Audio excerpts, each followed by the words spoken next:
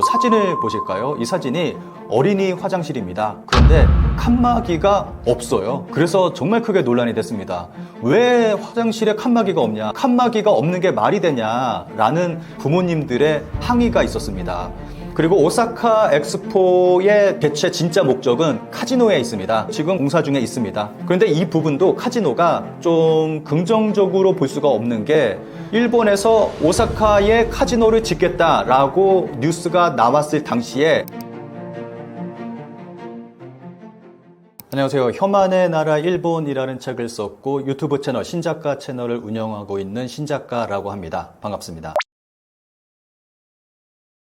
아무래도 메탄가스가 발생하는 원인은 오사카 엑스포가 벌어지고 있는 그 섬이 쓰레기 섬입니다. 쓰레기 섬. 제가 얼마 전에 일본에서 본 기사에는 기사 제목에 오사카 시민의 똥으로 만들어진 섬이라고 이야기할 정도로 그렇게 좀 그 섬이 쓰레기로 만들어진 섬인데, 그러니까 아무래도 바닥에 쓰레기가 잔뜩 매장되어 있다 보니까 거기서 메탄가스가 발생해서 계속 나오고 있는 거죠. 그러다 보니까 폭발의 위험성이 굉장히 높습니다. 그런 위험을 가지고 있는데 아무래도 그 부분에 대해서 안전 대책을 제대로 세우지 못한 것 같아요. 가스를 빼내는 어떠한 그러한 시설을 마련을 해야 되는데 현재 상황에서 보면은 맨홀 뚜껑을 열어놓는다든가 뭐 이런 식으로 가스를 빼내고 있는 것 같습니다. 그리고 오사카 엑스포 주최 측에서 이제 가스가 나오는 그 양을 측정을 해서 발표하겠다라고 했는데 현재 상황에서는 측정을 하다가 그 발표하는 것도 지금 중단된 것 같아요. 그 수치도 지금 발표하지 않고 있습니다. 아무래도 이러한 부분에서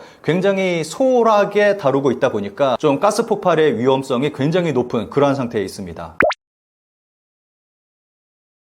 요 사진 한번 보면서 제가 설명을 좀 드리도록 하겠습니다. 오사카 엑스포 회장에 대량의 벌레떼들이 나돌기 시작했습니다. 이게 여름이 되면은 더 심해지겠죠? 이제 날씨가 더워지니까 대량의 벌레들이 나오기 시작을 했습니다. 그래서 사람들 몸에 막 달라붙고 뭐 굉장히 좀 불편을 겪고 있는 것 같아요. 그래서 좀 요게 좀 현재 크게 논란이 되고 있습니다. 이렇게 벌레들이 나오고 있는 이유가 오사카 엑스포 내에 고요의 숲이라고 있는데 수천 그루의 나무를 심었습니다. 그리고 거기에 연못이 있습니다. 그 연못에서 이제 벌레가 발생을 하고 있는 거죠. 그리고 오사카 엑스포 회장에 보면은 워터플라자라고 굉장히 커다란 그 호수 같은 그러한 곳이 있습니다. 여기 이 물이 굉장히 좀 더럽다고 그래요. 뭐 이게 고여있는 물이다 보니까 여기서 또 대량의 벌레가 발생하고 있고 이러한 문제를 가지고 있습니다. 그래서 일본 국립감염증연구소에서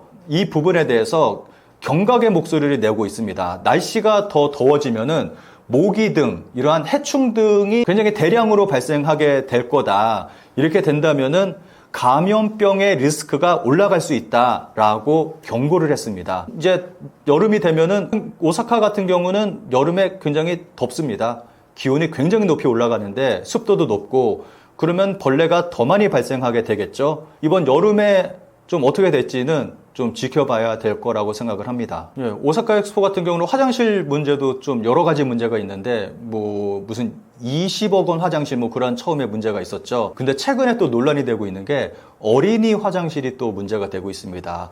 이 사진을 보실까요? 이 사진이 어린이 화장실입니다. 그런데 칸막이가 없어요. 그래서 정말 크게 논란이 됐습니다.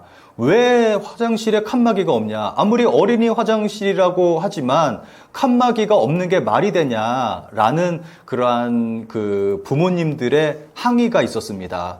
그런데 일본의 그 어린이집이나 유치원에 가보면은 화장실에 이렇게 칸막이가 없다고 합니다. 그런데 어린이집이나 유치원 같은 경우는 선생님이 아이들의 안전을 살펴야 되기 때문에 칸막이가 없는 건데 여기는 공공 화장실, 정말 많은 사람들이 사용하는 화장실이고 부모가 같이 들어가는 그런 화장실인데 칸막이를 없앨 필요가 있느냐라는 그러한 목소리가 나왔습니다. 그래서 뭐 이러한 화장실에 대한 논란도 벌어지고 있습니다. 이거는 안전불감증이라고 말을 할 수가 있는데 앞서 말씀드렸듯이 메탄가스가 대량으로 발생하고 있습니다.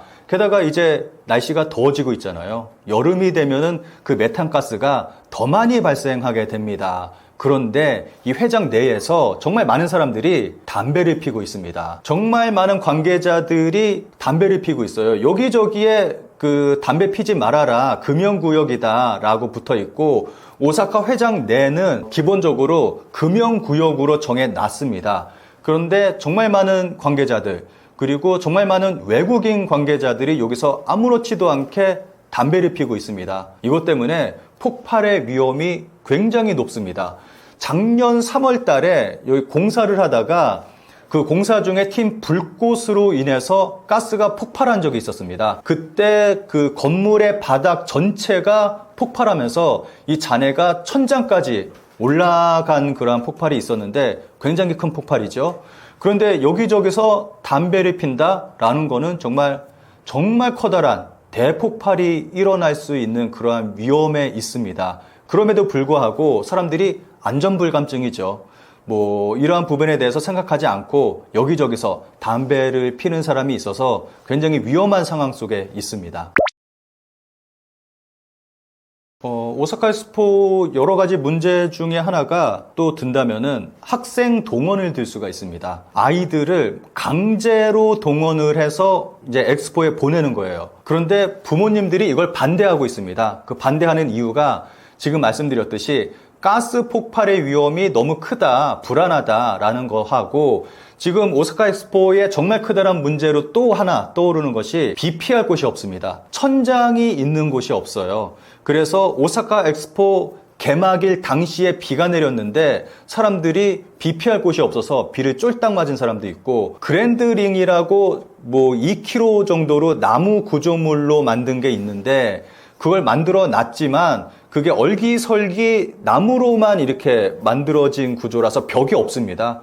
그래서 비가 다 들이치고 비 피할 곳이 없습니다. 라는 거는 여름이 되면은 그 뜨거운 햇빛을 피할 곳도 없다는 거예요. 그늘이 없다는 겁니다. 그것 때문에 열사병 위험도 있고 해서 부모님들이 이걸 반대하고 있습니다.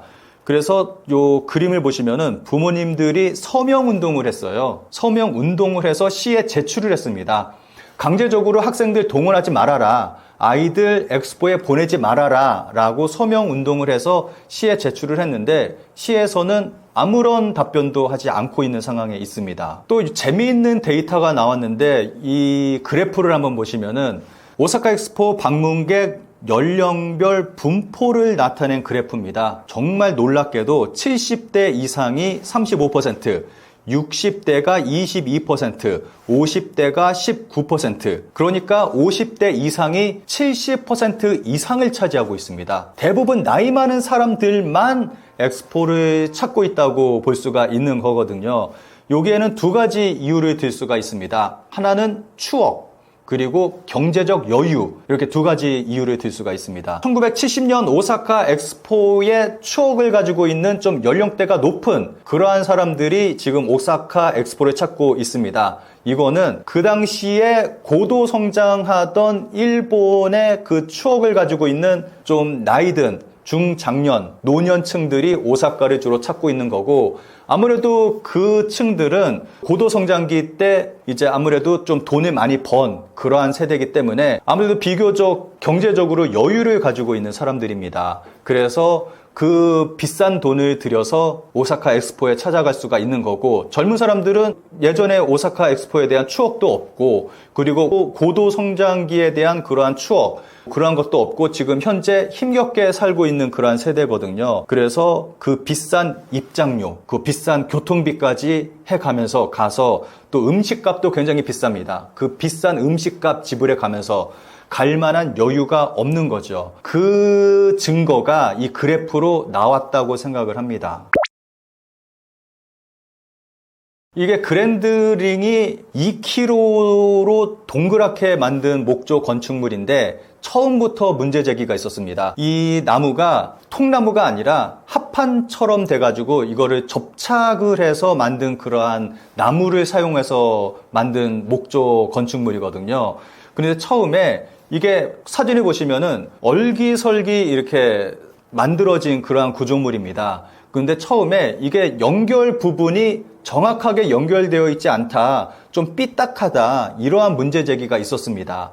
그런데 최근에 이제 개막을 하고 오픈을 하면서 많은 사람들이 이제 몰려들었잖아요. 그러면서 그랜드링 위로 올라갔습니다. 그 그랜드링 위에 산책로가 있습니다. 길을 만들어 놔서 사람들이 그 위를 걸을 수 있게 만들어 놨는데, 지금 이 사진을 보시면은 일본 SNS상에 올라온 사진입니다. 빨갛게 동그라미 쳐놓은 부분을 보면은 이게 밑으로 휘어 있습니다. 그래서 야, 이러다가 무너지는 거 아니냐라는 목소리가 일본 SNS에서 터져 나왔습니다. 굉장히 허술하게 만들어진 거 아니냐, 이러한 논란이 일고 있습니다. 그리고 또 하나의 문제점을 든다면은 이 그랜드링의 일부가 후쿠시마 산 목재로 만들어졌다는 부분도 들 수가 있습니다.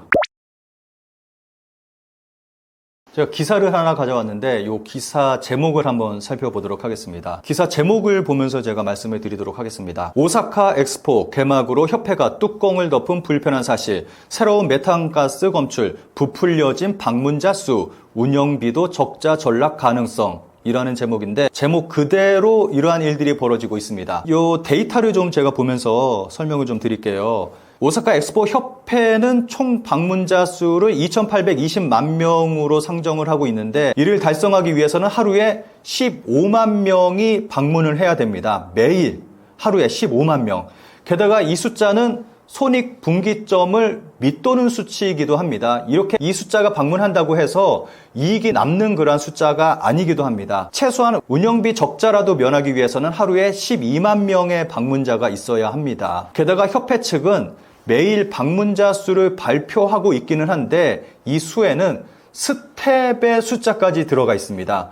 여기서 엑스포 관계자는 무려 11만 명이 넘는 수를 차지하고 있습니다. 그러니까 입장객 수가 엄청나게 뻥튀기 된 거죠. 관계자 수, 스텝까지 포함을 시켜서 지금 데이터 통계를 내고 있기 때문에 엄청나게 부풀려진, 뻥튀기가 된 그러한 수를 발표하고 있는 겁니다. 게다가 방문객의 절반 정도만 실제로 티켓 판매 수익이 된다는 목소리도 나오고 있습니다. 학교 같은 경우는 단체 방문객이 무료입니다. 그리고 할인 티켓, 장애인용 티켓 등이 포함되어 있어서 방문객만 가지고는 실제 수익을 계산하기 힘들다라는 그런 목소리가 나오고 있습니다. 그러니까 실제로 티켓을 산 사람들만 따로 수익을 계산을 해야지만 얼마만큼 수익을 거둬들였는지 계산이 가능하다라는 그런 내용인 거죠. 아까 말씀드렸듯이 아이들까지 동원을 했다라고 말씀을 드렸는데, 목적은 여기에 있습니다.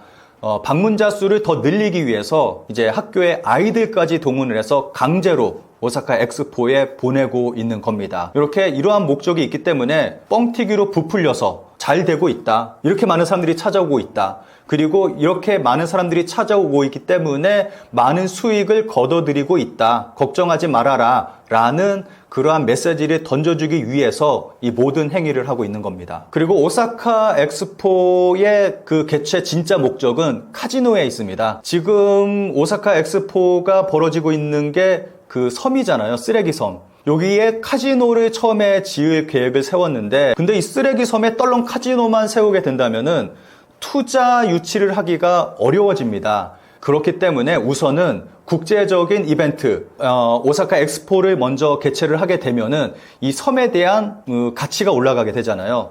그리고 사람들의 시선도 주목을 받게 되고, 그래서 여기에 카지노에 대한 투자에 대한 그것들을 좀 모을 수 있는 그러한 계기를 만들기 위해서 먼저 오사카 엑스포, 국제적인 행사를 먼저 개최하게 된 겁니다. 그래서 오사카 엑스포의 진짜 목적은 카지노에 있다라고 말씀을 드릴 수가 있습니다. 그리고 엑스포를 개최하게 된다면은 기본적인 인프라 설비가 들어가게 되잖아요. 그러니까 이 부분도 국가 세금으로 인프라 설비를 다 해버리기 때문에 카지노에서 이러한 부분들을 투자할 필요가 없게 되는 거기 때문에 좀 이러한 부분도 염두에 두고 우선 오사카 엑스포를 개최하게 됐다고 볼 수가 있는 거죠.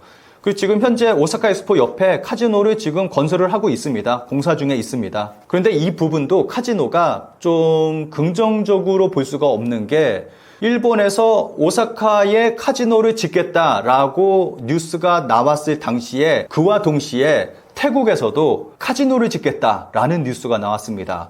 그래서 지금 현재 일본 오사카 카지노는 태국 카지노하고 경쟁을 해야 되는 그러한 상황에 놓여 있습니다. 라는 거는 여러분들이 봤을 때 카지노가 태국에도 있고 일본에도 있다. 그러면 어느 쪽을 선택을 하시겠습니까? 태국은 아무래도 세계적으로 유명한 관광지입니다. 그리고 물가도 굉장히 저렴합니다. 그리고 관광 인프라 여러 가지 이러한 것들이 굉장히 잘 돼 있는 나라입니다. 라는 거는 많은 사람들이 아무래도 태국을 선택하지 않을까라는 그러한 생각이 듭니다. 일본의 카지노는 아무래도 불안한 상황에 놓여 있다고 저는 생각을 합니다. 그리고 이 부분은 일본의 정치권하고도 연결이 되어 있습니다. 일본의 자민당 그리고 오사카 지역에 기반을 둔 그 지역 정치 유신회라고 있는데 그 유신회의 운명이 이 엑스포와 카지노에 달려 있습니다. 근데 지금 굉장히 불안한 상황으로 가고 있어서 현재 유신회하고 그 자민당이 굉장히 불안해하고 있는 그러한 상황이 있습니다. 이거는 유니클로 광고 화면을 좀 보면서 설명을 드리면 좋을 것 같습니다. 2019년에 한국에서 방송한 유니클로 광고인데 90대 할머니하고 10대 패션 디자이너의 대화로 구성한 광고를 전 세계에 배포했습니다. 유니클로가. 광고에서 10대 디자이너가 제 나이 때 어떻게 입으셨어요? 라고 90대 할머니에게 물어보는데 그때 90대 할머니가 그렇게 오래된 일은 기억 못해 라고 영어로 이야기를 합니다. 그런데 한국에서는 이 부분을 맙소사 80년도 더 된 일을 기억하냐고 라고 원본과는 다르게 광고를 내보내서 정말 크게 논란이 됐습니다. 이게 80년 전 위안부 할머니를 비하한 거 아니냐라는 논란이 일어서 그때 굉장히 좀 크게 문제가 됐었죠. 그러면서 유니클로 불매 운동도 정말 크게 벌어지기도 했고 이것 때문에 좀 논란이 됐었죠. 그리고 아파호텔 같은 경우는 혐한 호텔로 굉장히 유명합니다. 그 각 객실마다 책이 비치되어 있는데 그 책이 정말 내용이 정말 충격적입니다. 이 책을 호텔 그 회장하고 그 호텔 사장이 부부인데 둘이서 쓴 책을 자기들이 쓴 책을 객실마다 전부 배치를 해놨어요. 그 책 내용을 보면은 1910년 한일 강제 병합은 한국 내에서도 찬성파가 다수였고 이후 일본이 거액의 인프라를 투자해줬고 위안부는 자발적으로 돈을 벌기 위해 나선 것이지 강제로 끌려간 성노예가 아니다 라는 등의 내용이 들어 있습니다.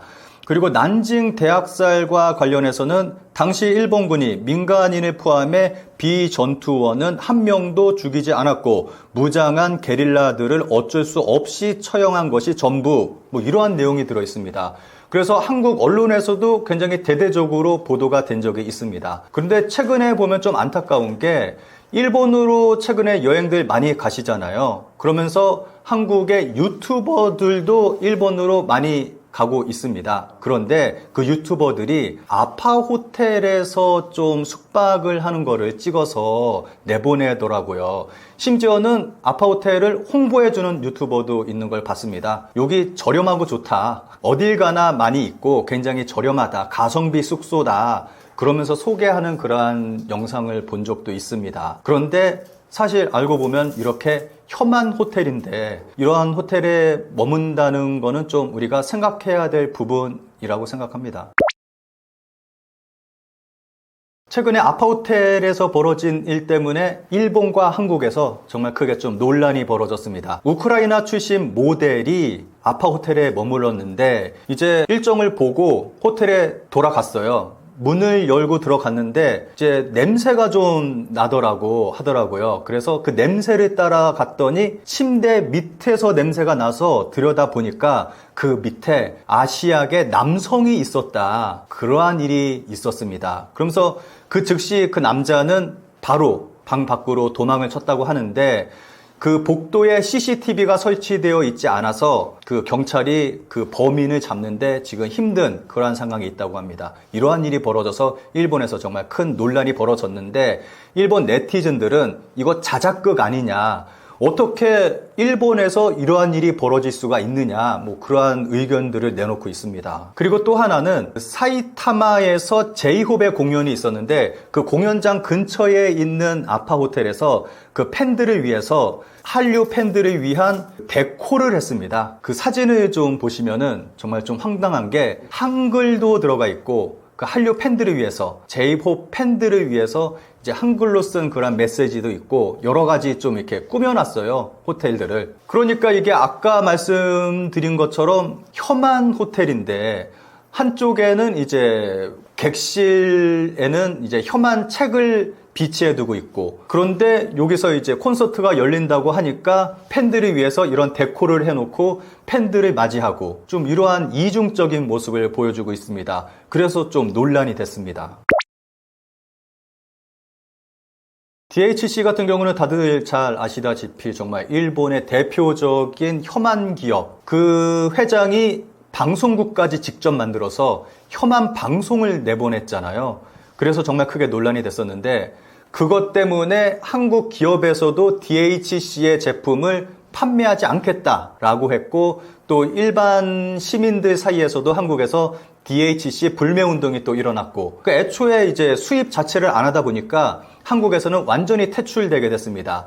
그런데 일본에서도 이게 논란이 돼서 일본 시민단체들이 혐한 기업, 그러니까 인종차별을 하지 말아라, 헤이트 스피치 하지 말아라 라면서 또 시위를 벌였습니다. DHC에 대해서 불매 시위를 벌였습니다. 그러한 일들이 일본에서 벌어지면서 일본 내에서도 DHC에 대한 이미지가 급락하게 됐습니다.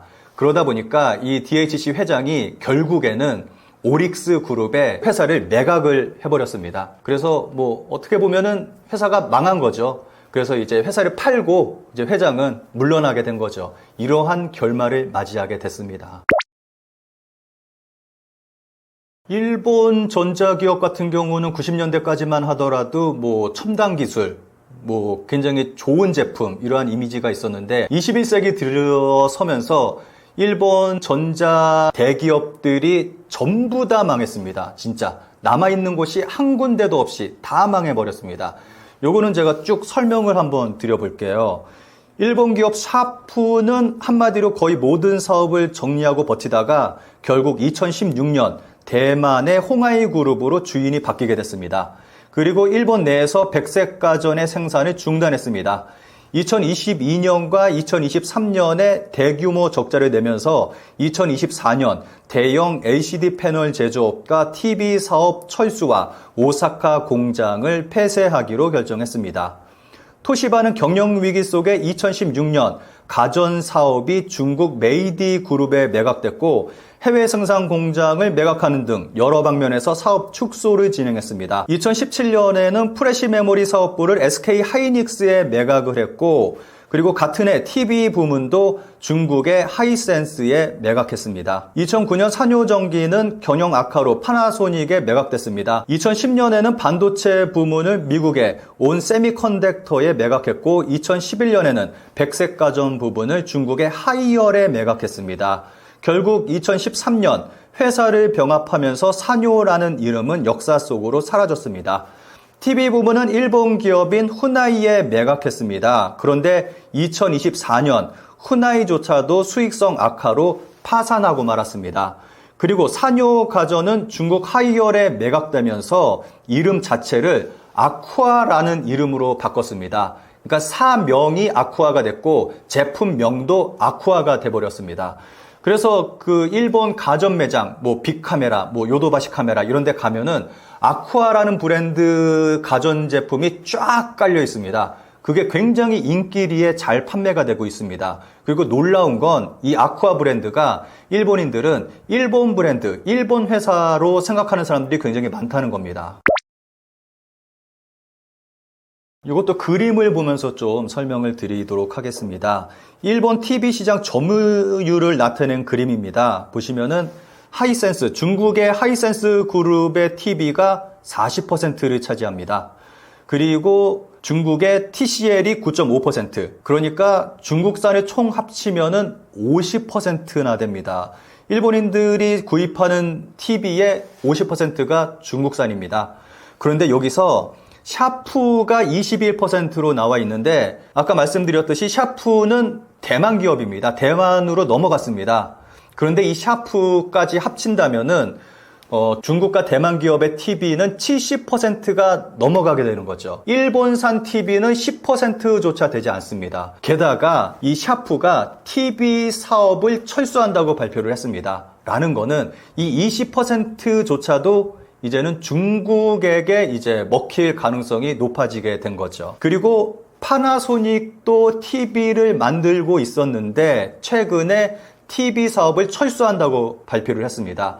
그러면서 TV 사업 부분을 매각하려고 내놨는데 파나소닉의 TV 사업 부분을 사들이겠다고 하는 회사가 나타나고 있지 않아서 이거 어쩌면은 파나소닉의 TV도 그 역사 속으로 사라져버릴 그러한 위기 속에 처해 있습니다. 현재는 일본에서 TV를 만드는 회사는 소니가 유일하게 됐습니다. 그렇게 된다면은 아마 거의 대부분 한 90% 정도는 일본 TV는 이제 중국이 차지하지 않을까 뭐 그러한 예상을 해볼 수가 있습니다. 이 이유는 두 가지로 말씀을 드릴 수가 있습니다. 하나는 싸니까 사는 거고 또 하나는 몰라서 산다고 이야기할 수가 있습니다.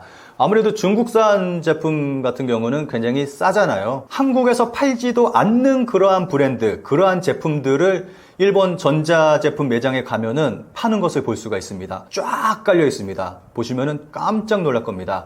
최근에 한국 사람들이 무슨 뭐 아키하바라나 아니면은 뭐 빅카메라, 요도바시 카메라 이런 데 가서 뭐 둘러보거나 하는 일은 거의 없잖아요. 그래서 제품을 사는 경우는 더더욱 없잖아요. 대부분이 중국산입니다. 그러니까 일본인들이 중국산을 지금은 살 수밖에 없는 거고 또 싸게 파니까 중국산을 사는 거고 또 하나는 중국산임에도 불구하고 굉장히 비싼 그러한 제품이 있습니다. 아까 말씀드렸듯이 뭐 아쿠아라던가 이러한 제품들은 일본인들이 일본 브랜드, 일본 회사라고 알고 있어요. 그래서 그 제품을 사는 건데 가격이 정말 터무니없이 비쌉니다. 뭐 성능이나 뭐 이런 것들이 굉장히 낮음에도 불구하고 굉장히 비싸게 파는데, 그러니까 그거를 이제 일본 기업 제품이라고 생각을 하고 뭐 그렇게 사는 거죠. 뭐 그런 제품밖에 없으니까 어쩔 수 없이 뭐 비싼 돈 주고 그렇게 살 수밖에 없는 상황이기도 하고 뭐 그러한 일들이 벌어지고 있습니다. 여기서 한국 제품은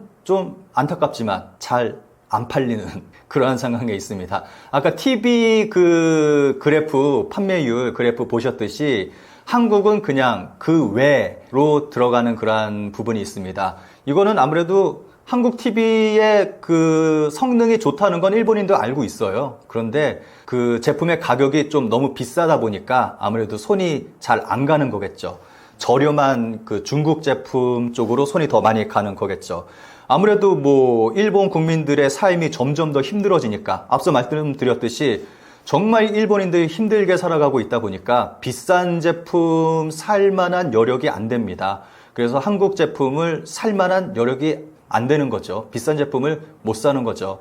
그래서 점점 더 중국 제품을 사는 그러한 비율이 더 높아지고 있는 것 같습니다. 최근에는 중국 전기 자동차도 일본에 진출을 해서 아무래도 일본에서 좀 인기리에 판매가 되지 않을까 좀 그러한 예상도 나오고 있을 정도라서 좀 아무래도 일본의 분위기는 중국 제품이 전반적으로 점령하는 그러한 일이 벌어질 것 같습니다. 이 부분은 정치, 경제, 문화를 살펴보면은 확실히 우리나라가 선진국이 됐구나라는 거를 모든 분들이 뭐 체감상 느낄 수 있을 거라고 생각을 합니다. 우선 경제 부분은 두말할 필요도 없이 한국이 세계 10위 안에 드는 경제대국이 됐습니다. 이 부분은 더 이상 설명해 드릴 필요도 없을 것 같고, 그리고 문화 같은 부분 같은 걸 보면은 한류가 이제는 전 세계적으로 퍼져서 정말 크게 인기를 끌고 있잖아요. 얼마 전에 나온 좀 데이터를 보니까 넷플릭스에서 가장 인기 있는 컨텐츠를 만드는 국가를 좀 순위를 매긴 게 나왔었는데 미국이 한 50% 정도로 1위를 했고 그 다음이 한국 8% 정도가 됐습니다. 라는 거는 미국 다음으로 한국 컨텐츠의 영향이 크다는 거를 의미한다고 생각을 하거든요. 이러한 것을 봤을 때 정말 문화 강국 선진국이 됐다고 생각을 합니다. 이러한 부분에서도 한국은 문화 선진국으로 올라섰다고 생각을 합니다. 그리고 정말 중요한 거, 마지막으로 저는 그 정치 부분을 좀 들고 싶은데, 한국의 정치, 곧 민주주의를 말을 할 수가 있거든요. 다른 나라들 보면은 정말 민주주의 국가라 말할 수 있는 나라가 그렇게 많지가 않습니다. 그리고 선진국이라는 나라들 보더라도 진짜 이 나라가 민주주의 국가 맞나 하는 그러한 생각이 좀 드는 그러한 나라들도 꽤 있죠. 특히 예전에 코로나 터졌을 때 당시에 살펴보면은 정말 선진국이라고 그렇게 다들 자랑하고 자신만만해 하던 그러한 나라들, 정말 엉망진창인 게 드러났습니다. 그런데 한국 같은 경우는 뭐 코로나 시기도 그렇고 그 이후에 펼쳐진 일들 보면은 정말 민주적인 그러한 모습들을 잘 보여줬고 선진국 국민다운 그러한 모습을 보여줬습니다. 특히 한국 같은 경우는 박근혜 전 대통령, 그리고 최근에 있었던 윤석열 전 대통령 탄핵 이후에 벌어진 일들을 살펴보면은 정말 민주적인 과정을 통해서, 그리고 우리 민주 시민들이 정말 평화적인 모습으로 그러한 모든 일들 다 해냈습니다. 이러한 모습은 선진국에서도 볼 수가 없는 그러한 모습입니다. 뭐 미국이나 유럽 같은 데서 뭔가 시위가 일어난다 그러면 항상 폭력 시위로 변질되게 돼버리고 항상 유혈사태 벌어지고 부셔지고 불이 나고 하게 되는데, 우리는 정말 민주적인 절차에 의해서 그리고 정말 평화롭게 이 모든 것들이 이루어졌습니다. 이러한 모습만 봐도 한국은 진정한 그 민주주의 국가, 진정한 선진국다운 모습을 보여줬다고 생각을 합니다. 그래서 이러한 모습들을 봤을 때 이제는 한국은 진짜 선진국이라고 말을 해도 전혀 손색이 없는 그러한 나라가 됐다고 생각을 합니다.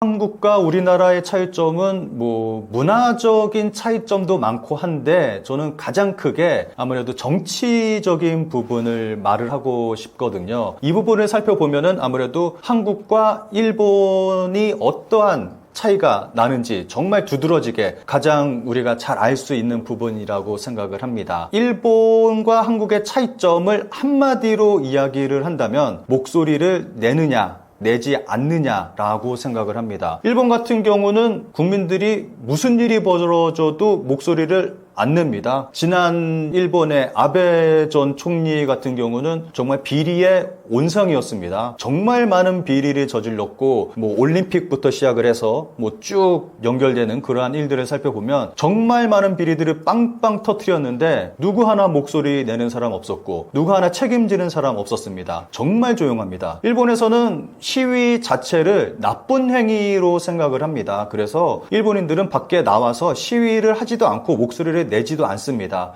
그리고 대부분의 일본인들이 정치에 굉장히 무관심한 편이고 해서 좀 어떠한 비리가 저질러지고 문제가 발생을 해도 목소리를 내는 사람이 굉장히 적습니다. 그런데 반대로 한국을 살펴보면 뭐 아까 말씀드렸듯이 박근혜 전 대통령 탄핵, 그리고 윤 전 대통령 탄핵, 뭐 이러한 부분을 봤을 때 우리는 적극적으로 목소리를 내고 거리로 나오잖아요. 정말 문제가 있다, 이러한 부분이 잘못됐다 한다면은 정말 적극적으로 말을 하고 정말 많은 국민들이 거리로 나옵니다. 이렇게 많은 사람들이 거리로 나와서 평화롭게 시위를 하는 나라는 아마 한국밖에 없을 겁니다. 다른 나라에서는 이런 모습 찾아볼 수가 없습니다. 진짜 이러한 모습을 봤을 때 정말 한국과 일본 정말 크게 차이가 나잖아요. 얼마 전에 일본에서는 재무성 해체 시위가 있었습니다. 일본 국민들이 먹고 살기가 힘들다 보니까 소득은 그대로고 물가는 계속 오르고, 그런데 또 세금은 또 올라가고, 그러니까 자기가 가져가는 그 소득이 점점 줄어들고 있는 거예요, 일본은. 그러다 보니까 일본 국민들 불만이 폭파했습니다. 그래서 재무성 앞에 한 1000명 정도 모여서 시위를 했습니다. 일본에서 1000명은 굉장히 많은 인원입니다. 정말 상상할 수 없이 많은 인원인데 우리의 시각으로 봤을 때는 굉장히 적은 인원수죠. 그런데 일본 같은 경우는 그런 일이 벌어졌다는 거는 지금 일본의 분위기가 굉장히 좋지 않다는 거고 일본인들의 경제 사정이 좋지 않다는 걸 보여주는 건데, 그럼에도 불구하고 굉장히 적은 인원, 별로 많지 않은 인원들이 나와서 시위를 벌였습니다. 좀 이런 모습을 보면은 한국과 일본 크게 차이가 나죠. 또 일본 같은 경우는 자민당이 일본 국민들에게 정치에 관심을 갖지 말아라, 이러한 정책을 펼치고 있거든요. 예를 들어 본다면은 일본은 그 투표를 할 때 뭐 번호에다가 도장을 찍는 게 아니라 이름을 직접 씁니다. 그래서 이거는 뭐 글씨를 못 쓰는, 모르는 그러한 사람들은 그 투표를 할 때 좀 뭔가 문제가 생길 수 있는 부분도 있고, 그 연필로 글씨를 쓰다 보면은 뭐 잘못 쓸 수도 있고, 또 이름을 쓰고 그 밑에 뭐 실수로 뭐 점을 하나 더 찍는다던가 뭐 이러한 일이 발생을 할 수가 있거든요. 굉장히 유명한 예전에 사례가 있는데, 점 하나 찍은 그 표 때문에 이거를 표로 인정을 해야 되냐 말아야 되냐, 뭐 유효표로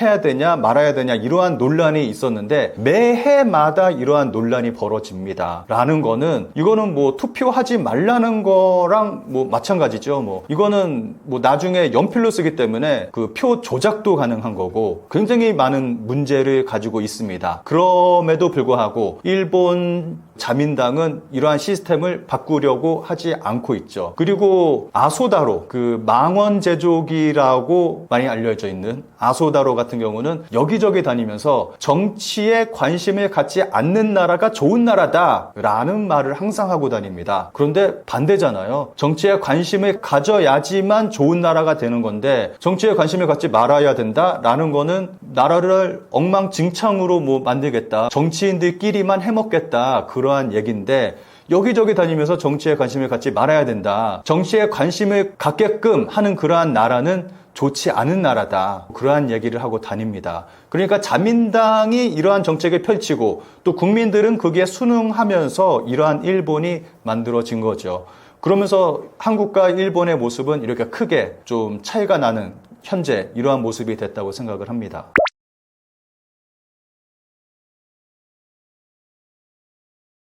몇 년 전에 한국과 일본의 실질 소득이 한국이 일본을 넘어섰습니다. 이 그림 한번 보실까요? 이 그림은 1인당 GDP 그림인데 1인당 GDP도 한 2년 전쯤에 한국이 일본을 추월했습니다. 이 당시에 일본 언론에서 정말 대대적으로 보도를 했습니다. 한국에게도 추월당한 일본의 경제라면서 정말 일본의 미디어들이 대대적으로 보도를 했습니다. 일본 국민들한테 설문조사를 하면은 일본에게 있어서 가장 큰 라이벌 국가가 어디냐라고 설문조사하면 항상 나오는 1위 국가가 한국입니다. 현재 일본이 가장 크게 라이벌 국가로 생각하고 있는 나라가 한국이에요. 그런데 한국에게 1인당 GDP까지 추월을 당했기 때문에 일본에서는 굉장히 좀 경각심을 가지고 있고 정말 대대적으로 이 부분에 대해서 보도를 했고 일본 국민들이 커다란 충격에 빠진 그러한 일이 있었습니다. 지금은 보면은 이제 한국과 일본의 경제력 차이는 이제 일본은 점점 내려가고 있고 한국은 점점 올라가고 있는 그러한 수준이 되고 있거든요. 일본의 가장 큰 문제는 물가는 계속 상승을 하고 있는데 일본인들의 임금은 변하지 않고 있습니다. 그대로 가고 있는데 물가는 계속 오르고 있습니다.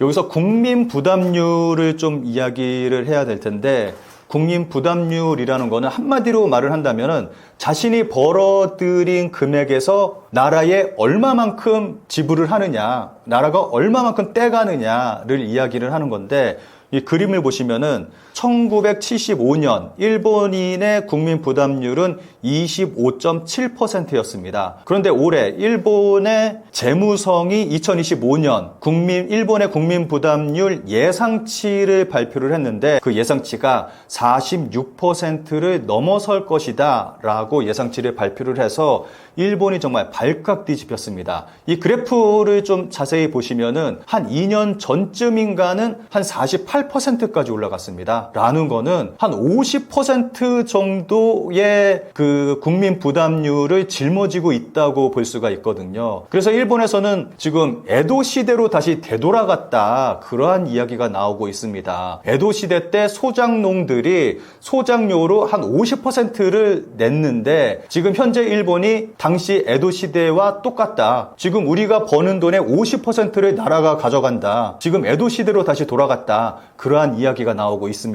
다음 그림을 좀 보면서 말씀을 드리면 좋을 것 같습니다. 1995년과 2025년 세후 수입 값의 차를 나타낸 그래프입니다. 보시면은 연봉 500만 엔, 그러니까 한국 원으로 한 5천만 원 정도 버는 사람이 건강보험, 연금, 고용보험, 소득세, 주민세를 내고 나면은 남는 돈이 401만 엔 정도가 됩니다. 그러니까 한 4천만 원 정도가 되는 거죠. 5천만 원 버는 사람이 다 떼고 나면은 4천만 원이 되는 겁니다. 마지막으로 남는 돈이. 그런데 이게 1995년하고 좀 비교를 해보면은 이 그림을 보시면은 27만 엔 정도가 줄어든 금액입니다. 30년 전보다 지금이 한 270만 원 정도 더 줄어든 그러한 금액을 일본인들이 받고 있어요. 라는 거는 그만큼 일본인들의 그 세부담률 그리고 물가 상승률 때문에 소득이 더 줄어든 겁니다. 물가는 계속 오르고 소득은 그대로인데 국가가 가져가는 세금은 또 더 오르고 있고, 그러다 보니까 일본인들이 쓸 수 있는 돈이 점점 더 작아지고 있는 거죠. 그러니까 한국과 비교해 보면은 실질 소득이 한국이 일본보다 더 높습니다. 1인당 GDP도 한국이 추월을 했고, 한국이 더 많이 벌고 한국 사람들이 쓸 수 있는 돈은 일본보다 더 많다는 거고, 일본인들은 한국인보다 쓸 수 있는 돈이 더 적다는 거죠. 그만큼 한국보다 일본 국민들이 더 힘겹게 살아가고 있다는 것을 이 데이터를 통해서 우리가 알 수가 있습니다. 그리고 일본 같은 경우는 여러 가지 세금이 있는데 그 가운데서 굉장히 황당한 그러한 세금들도 존재합니다. 정말 여러 가지 항목들에서 일본 국민들의 돈을 국가가 가져가고 있는데, 그 부분에서 가장 대표적으로 들 수 있는 게 부흥세를 이야기할 수 있습니다. 2011년도 동일본 대지진 터지고 나서 일본 정부가 부흥세라는 새로운 세금을 만들어냈어요. 부흥세는 그러니까 후쿠시마 지역의 부흥을 위해서 돈을 써야 되는데 돈이 부족하다. 그러니까 국민들의 세금을 좀 걷어야 되겠다 라면서 부흥세라는 항목을 새로 만들어서 부흥세를 걷기 시작을 했습니다. 그런데 이게 처음에는 한시적으로 부흥세를 걷겠다라고 해서 2035년까지만 걷겠다고 이야기를 했는데, 얼마 전에 2035년 갖고는 안 되겠다, 20년을 더 연장한다라고 해서 2050년대까지 걷겠다는 걸로 결정이 났습니다. 그거는 제가 봤을 때는 일단은 뭐 한시적이라고는 이야기하지만 이 기간이 계속 늘어나고 있어요. 아무래도 뭐 영원히 걷게 되는 그런 세금이 되지 않을까 하는 생각이 듭니다. 그리고 또 최근에 나온 얘기가 부흥세의 일부를 국방비, 그러니까 방위비로 사용을 하겠다라고 이야기를 했습니다. 라는 거는 뭐 부흥세라고는 하지만 대부분의 그 금액이 방위비로 좀 이게 흘러 들어가지 않을까 하는 생각이 듭니다. 일본 정부가 그 후쿠시마 부흥을 위해서 한 게 뭐가 있습니까? 뭐 아무 의미 없는 재염 작업 뭐 이런 거밖에 한 게 없기 때문에 뭐 이 부분에 대해서는 뭐 확실하게 방위비로 거의 대부분의 금액이 흘러갈 거라고 생각을 합니다. 그리고 키시다 정권이 들어서면서 가장 먼저 이야기한 게 방위비를 GDP의 2%까지 올리겠다라고 이야기를 했고, 그 방위비를 2%까지 올리는데 굉장히 돈이 부족한 상태입니다. 그래서 여기저기 다른 부분에 써야 될 돈들을 방위비로 끌어다가 쓰고 있는 실정이에요. 그리고 얼마 전에는 트럼프 대통령이 일본에 대해서 방위비를 3%까지 올려라 라고 이야기까지 했습니다. 그러한 방위비 압박까지 받고 있는 상황에서 좀 이러한 부분들이 좀 그 일본에 있어서는 좀 부담스러운 그러한 부분이 되겠죠. 그래서 지금 방금 말씀드린 뭐 부흥세라든지 이러한 부분이 좀 방위비로 크게, 정말 크게 사용될 그러한 우려가 있다고 생각을 합니다. 뭐 아무래도 이거는 뭐 다들 잘 아시다시피 버블 꺼지면서 이제 잃어버린 30년이라는 말이 나오면서 장기 침체로 접어들었는데, 어차피 그 이후로 일본 경제는 계속 내려가고 있는 상황이었습니다. 그런데 추락하는 일본 경제에 가속도를 붙게 한 장본인이 아베 전 총리입니다. 아베노믹스 때문에 일본 경제는 더 악화되는 그러한 방향으로 가버리게 돼버렸습니다. 제가 몇 해 전에 일본 대학 경제학과 교수님하고 좀 이야기를 한 적이 있었는데, 그 교수님이 아베노믹스가 일본 경제를 다 말아먹었다 이러한 말씀을 하시더라고요. 뭐 최근에 벌어진 엔저 문제라던가 이런 게 다 아베노믹스 때문에 벌어진 일인데, 뭐 아무래도 일본 경제가 이렇게 된 거는 버블과 아베노믹스 때문에 이러한 일이 벌어졌다고 뭐 볼 수 있는 거겠죠.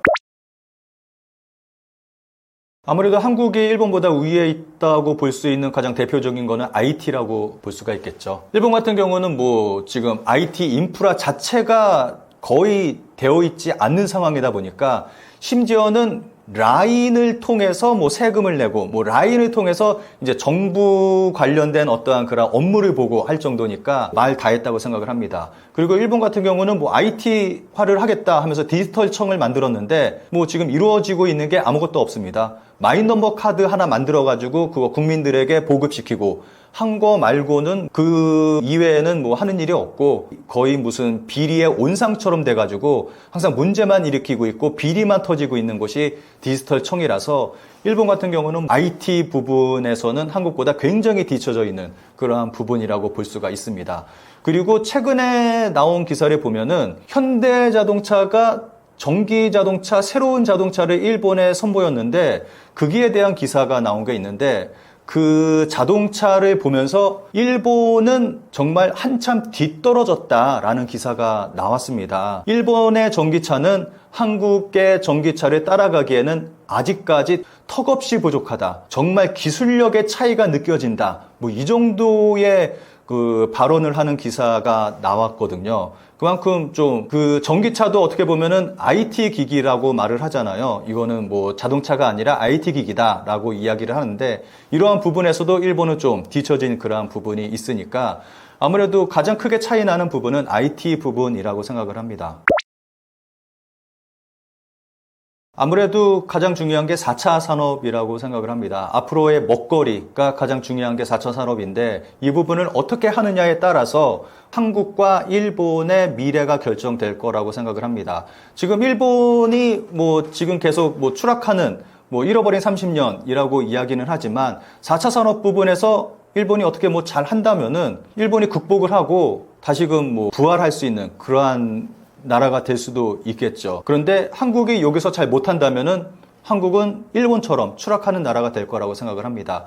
전 정권에서 R&D 예산을 전폭 삭감을 한 일이 있었습니다. 만약에 이런 일이 벌어진다면은 한국은 망하겠죠. 정말 중요한 거는 이 부분 같은 경우는 정치가 정말 중요하다고 생각을 합니다. 정치가 어떻게 이제 4차 산업을 이끌어갈 정책을 펼치느냐에 따라서 한국과 일본 국가의 미래가 달려있다고 생각을 합니다. 표를 좀 보면서 설명을 좀 드리도록 하겠습니다. 보시면은 코로나 이후로 정말 급증했다는 것을 알 수가 있습니다. 다음 표를 좀 보시겠습니다. 남성과 여성 코로나 걸린 상황에 대해서 좀 설명한 그러한 표인데 이 표를 보시면은 여성보다 남성의 감염자가 더 많은 상황입니다. 그리고 연령을 보면은 남성 같은 경우는 굉장히 폭넓게 20대부터 60대까지 굉장히 폭넓게 감염자가 나타나는데 일본 여성 같은 경우는 20대에 국한되어 있습니다. 20대에 중점적으로 감염자가 나오고 있습니다. 이거는 딱 답이 하나로 나오죠. 성매매를 통해서 이러한 일들이 벌어지고 있다라는 거를 그래프 하나로 우리가 알 수가 있습니다. 아무래도 지금 일본 같은 경우는 크게 사회적으로 논란이 되고 있는 게 성매매인데 대표적으로 파파카츠, 그러니까 슈가데디라고 말할 수 있는 거죠. 그리고 또 하나는 타침보라고 길거리의 여성들, 길거리에서 이제 남성들이 기다리는 그러한 두 가지 패턴으로 볼 수가 있는데 굉장히 크게 사회적 문제가 되고 있습니다. 그리고 이 사람들이 일본 국내에만 있는 게 아니라 또 해외 원정을 가고 있습니다. 대표적으로 뭐 미국, 캐나다, 호주, 홍콩, 한국 뭐 이러한 나라들로 주로 가고 있는데 이러한 여성들이 또 외국으로 많이 나가고 있다 보니까 미국 같은 경우는 일본 여성에 대한 입국 금지가 또 크게 늘어나고 있고 이게 일본 문제만이 아니라 좀 국제적인 문제로까지 번지고 있는 그러한 상황이 있습니다. 일본 정부가 중국인 관광객들에 대해서 비자를 완화했습니다. 관광비자 같은 경우는 취득 후 3개월 이내에 일본에 입국해야 된다라는 룰을 철폐를 했고 그리고 단체 관광 비자 같은 경우는 체류 기간을 15일에서 30일로 연장을 했습니다. 그렇다 보니까 굉장히 많은 중국인 관광객들이 일본으로 몰려오고 있는 상황입니다. 여기서 좀 여러 가지 불법적인 일들이 많이 나타나고 있는데 공항에서 중국인들만을 상대로 한 불법 택시 영업이 극성을 부리고 있습니다. 그리고 중국인들만을 위한 그 숙박업소, 에어비앤비, 이러한 불법 영업이 또 숙박업소에 대한 것들이 또 벌어지고 있고, 예전에 올림픽, 도쿄올림픽이 있었을 때 선수촌으로 사용하던 아파트 단지가 있는데 대규모의 미분양 사태가 벌어졌습니다. 근데 그 미분양된 아파트를 중국 자본이 들어와서 대량으로 그거를 사들였거든요. 지금 그 아파트가 중국인들 그 숙소로, 중국인 관광객들 숙소로 불법적으로 지금 운영되고 있는 그러한 실정에 있습니다. 또 하나는 중국인 전용 풍속점이 지금 생겨나고 있습니다. 중국인만 상대로 해서 그런 영업을 하는 그러한 가게들이 생겨나고 있는데, 예전에는 이러한 가게에서 일하는 사람들이 뭐 태국이나 베트남 여성들이 일을 했는데, 최근에는 일본인 여성이 여기서 일을 하고 있는 경우가 많이 늘어나고 있다고 합니다. 이러한 일들이 벌어지고 있다 보니까 일본 사회에서 걱정을 하는 게, 중국인 관광객들이 뭐 이러한 업소 등을 통해서 매독이나 에이즈를 전파시키는 거 아니냐, 중국인 관광객들 때문에 이러한 감염이 폭발적으로 늘어나는 거 아니냐, 그러한 염려가 일본 사회에 번지고 있습니다.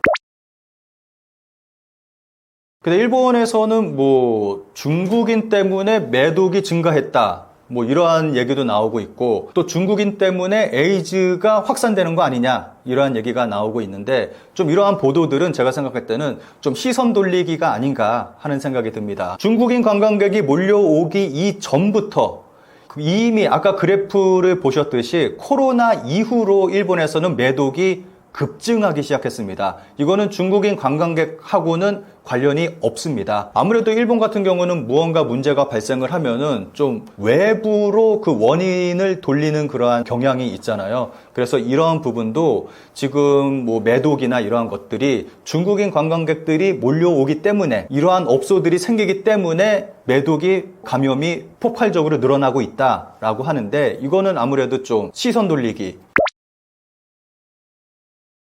일본 고등학교하고 대학교에 중국인 유학생이 늘어나고 있는 이유는, 근본적인 이유는 아무래도 인구 감소를 들 수가 있습니다. 아무래도 고등학교에 들어가는 학생들이 줄어들다 보니까 시에서 중국인 유학생을 적극적으로 유치를 하고 있습니다. 그래서 일본 고등학교에 전체 고등학생의 90%가 중국인인 그러한 고등학교도 있을 정도로 지금 일본에서는 좀 심각한 문제가 되고 있거든요. 근데 이거는 아무래도 인구가 없다 보니까 지역사회의 경제하고도 관련이 있습니다. 아무래도 이제 유학생들이 들어오지 않는다면은 학교는 문을 닫을 수밖에 없고, 그리고 뭐 대학 같은 경우는 중국인 유학생을 적극적으로 받아들이지 않는다면은 대학교가 문을 닫게 되다 보니까, 이 부분은 한국도 동일한 그러한 현상이 벌어지고 있지 않습니까? 한국도 뭐 지방대 같은 경우는 이제 중국인 유학생을 받지 않으면은 이제 학교 문을 닫고, 그리고 그 지역의 경제에 좀 타격을 입고, 이러한 일이 벌어지고 있잖아요. 이게 뭐 일본도 지금 똑같은 일이 벌어지고 있습니다.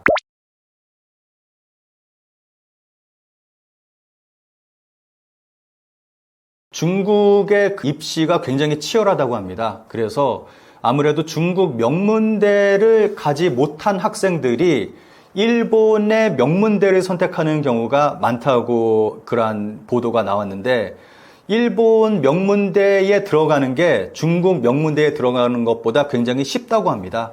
그래서 도쿄대를 중심으로 일본 명문대에 중국인 유학생들이 굉장히 많이 오고 있는 그러한 상황에 있습니다. 그런데 여기서 정말 심각한 문제는 일본의 저학력 문제를 들 수가 있습니다. 일본의 저학력 문제를 중국인 학생들이 채우고 있는 그러한 상황에 있습니다. 이 부분은 그래프를 보면서 좀 설명을 드리도록 하겠습니다. 지금 보시는 그래프가 인구 100만 명당 박사학위 취득자 수 추이를 나타낸 그래프입니다. 가장 밑에 주황색으로 중국이 자리하고 있고요. 그리고 그 위에 빨간 선이 일본입니다. 일본은 수가 거의 변함이 없는 상태에서 미세하게 하락하고 있는 모습을 보여주고 있습니다. 그리고 파란색이 한국인데, 한국은 미국과 같은 수준으로 꾸준히 올라가고 있습니다. 그러니까 이 그래프를 보면은 일본에서 박사학위 취득자 수가 점점 줄어든다는 것을 알 수가 있습니다. 이러한 현상은 논문으로 이어지고 있습니다. 이것도 그래프를 좀 보면서 말씀을 드리겠습니다. 보시는 그래프는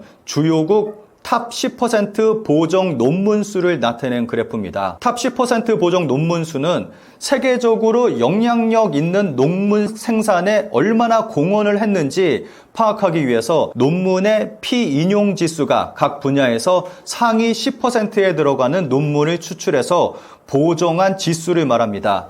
하단에 있는 빨간색 선이 일본인데, 일본은 1980년대부터 2000년쯤까지 크게 늘려왔습니다. 그러던 것이 이후에 점차 하락하면서 2020년에는 한국에게 추월당하고 말았습니다. 그러니까 지금 상황을 보면은 일본보다 한국이 세계적으로 영향력 있는 논문을 더 많이 내고 있다는 증거입니다. 이 그래프가 그걸 말해주고 있는 겁니다. 그래서 현재 일본은 저학력 국가가 돼가고 있고 선진국 중에서는 가장 낮은 그러한 학력을 가진 나라가 돼버렸습니다. 여기서 문제가 되고 있는 게 일본의 저학력을 중국 유학생이 채우고 있다는 겁니다. 도쿄대학 대학원의 학생은 총 29,000여 명입니다. 여기서 유학생은 5,200여 명 정도 되는데, 이 가운데서 중국 유학생의 수는 무려 3,500명이 넘는 수를 차지하고 있습니다. 도쿄대 유학생의 66%가 중국인인 셈입니다.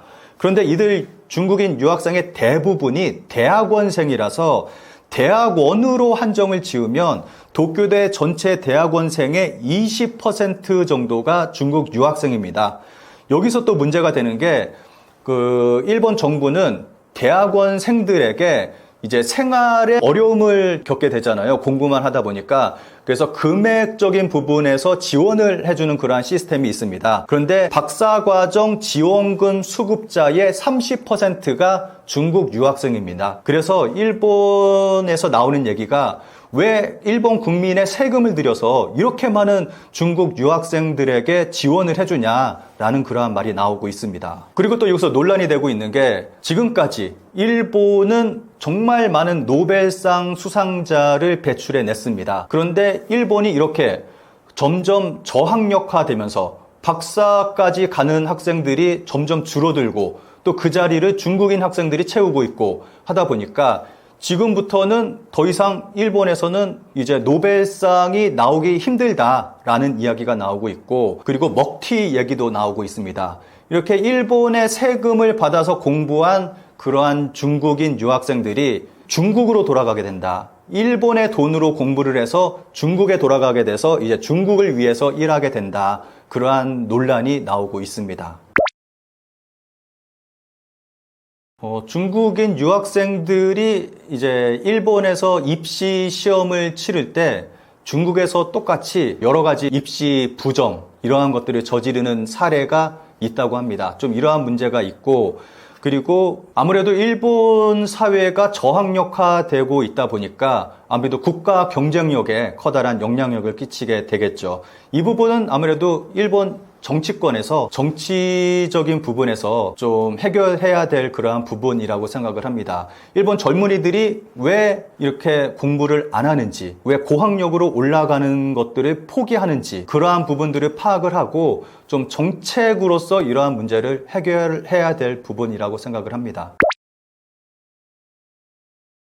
몇 해 전에 유니클로는 한국의 위안부 할머니들을 조롱하는 듯한 그러한 광고를 내보내서 논란이 됐습니다. 그리고 아파 호텔은 혐한 호텔로 정말 말도 안 되는 책들을 각 객실에 비치해 놓고 있습니다. 그리고 DHC는 혐한 활동을 하다가 결국에는 망해버렸습니다. 이러한 기업들은 아무래도 우리 시각에 봤을 때는 나쁜 기업이죠. 안 좋은 기업들이죠. 이러한 기업을 우리가 완전히 망하게 할 수는 없습니다. 그런데 우리가 최소한 한국에서만큼은, 우리가 불매를 한다면 최소한 한국에서만큼은 몰아낼 수 있다고 생각을 합니다. 우리의 작은 힘이 모이면 세상을 바꿀 수 있다고 생각합니다. 감사합니다.